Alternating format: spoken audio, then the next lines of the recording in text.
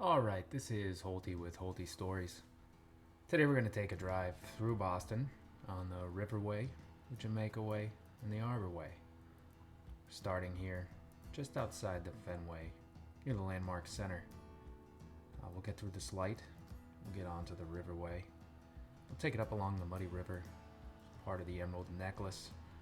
And we'll talk a little bit about the Emerald Necklace, talk a little bit about the roads, and we'll talk a little bit about some Boston history while we're going along.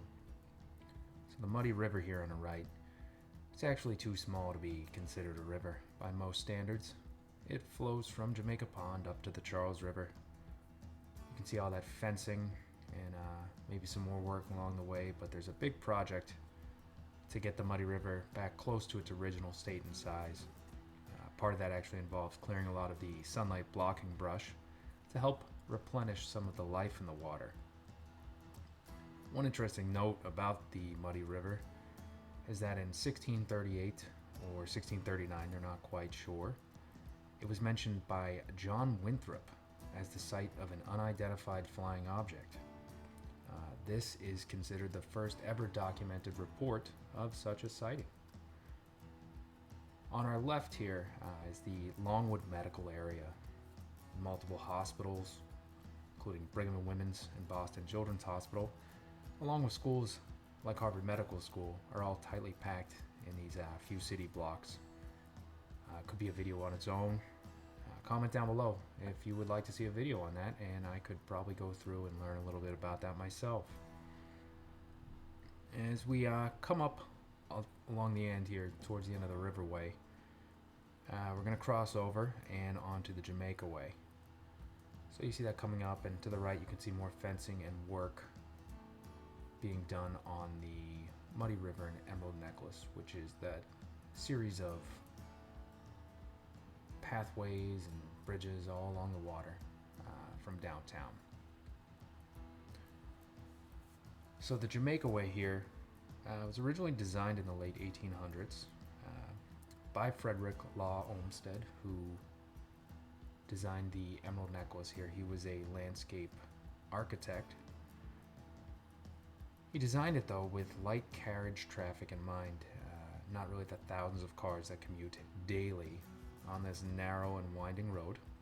It's a major route for commuters from the Hyde Park and West Roxbury neighborhoods, as well as those from suburbs just outside the southwest of the city.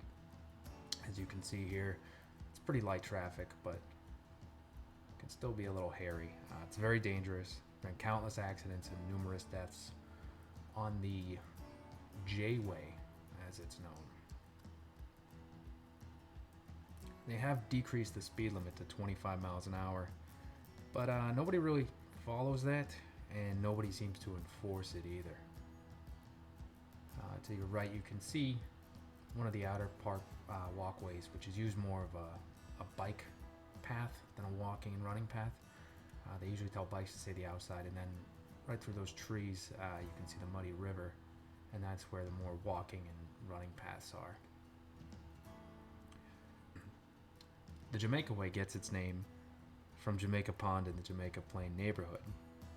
They obviously get their name from the country of Jamaica. And in my attempt to research how or why they took that name, I couldn't find a definitive answer, but there are two prevailing theories. One is that they took the name from Jamaica rum, which was made with Jamaican cane sugar. The other theory is that Jamaica was actually from the British pronunciation of Cuchamacan, who was the brother of Chief Chickatawbut of the Massachusetts tribe, which is obviously the tribe that the state of Massachusetts took their name from. So I mentioned the Emerald Necklace and Frederick Law Olmsted earlier. He was the architect that designed these parks, as well as Central Park in New York and the grounds of the U.S. Capitol in D.C. The Emerald Necklace got its name from the way the chain of parks seems to hang on the neck of the land leading to downtown Boston. He wanted to connect the Boston Common to Franklin Park with a series of walking paths, ponds, and so-called urban wilds. He was influenced by the parks that were in European cities where people of all classes could meet and enjoy the park, not just the wealthy. Olmsted had planned to continue this necklace so it would encircle the city with his planned Dorchester Way, which unfortunately never happened. Now, as we drive with Jamaica Pond on our right there, you'll notice that these houses are getting pretty large and really nice. These were built by the Boston Brahmins, which were the old elite, white Anglo-Saxon Protestant, otherwise known as WASPs, which I never knew that's what it stood for. Super wealthy families that influenced just about everything during that time. They were basically the same as the aristocracy under the monarchy in Great Britain, which we had just fought a revolution to not have to live under. But I guess old habits die hard. The term Boston Brahmin was a reference to the Brahmin class in India, which was the highest class in their caste system. So we're going to be coming up soon on the Center Street Rotary, which will end the Jamaica Way for us, and it'll bring us on to the last parkway on our drive today, which will be the Arbor Way. Oh, real quick, if you take a look at that gigantic house on the right, that might also be an upcoming video on its own. Same thing, comment down below if you'd like to see some stories about that house. I don't know how many are true, but I've heard a lot. So the Arbor Way here that we're going to come up on, it runs alongside the Arnold Arboretum. It's a botanical research park with a mix of tree and plant varieties. It is open to the public. It's owned and operated by Harvard University, though, who has it on a 1,000-year lease. So, it's not going to end anytime soon, at least not while I'm around. It's a beautiful park. It is great for walking, running, and just being outside. It is also great for learning. The stated mission of the Arnold Arboretum is to increase knowledge of woody plants through research and disseminate this knowledge through education. I know when I was a teenager growing up and we went to the Arboretum, it usually wasn't for educational purposes. But now I would go there more just to walk around and be outside. So we're going to be coming up on the end of the drive soon. We're going to finish up over at Forest Hill Station. I want to point out a big change to this area of the Arbor Way.